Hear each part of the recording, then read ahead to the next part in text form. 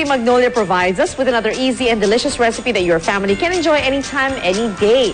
Ready na ba ang main course nyo ngayong Pasko? Aba kung hindi pa, don't worry. Nagtuturuan tayo ni Chef John kung paano gumawa ng isang Christmas ulam recipe. Hi, Chef John! Ngayon, tuturuan natin sila kung paano gumawa ng isang pinakakakaibang chicken recipe.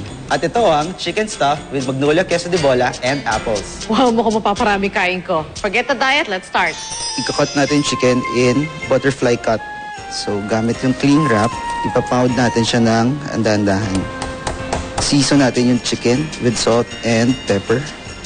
And we're going to put our Magnolia queso de bola on one side. Ang Magnolia queso de bola ay may tamang halo ng pagkakrema at pagkakeso na akma sa panlasang Pinoy. Lemon, yung rind niya, shredded apple. Then we're going to close it. So ngayon, kukutan na natin ang chicken natin. First is the flour.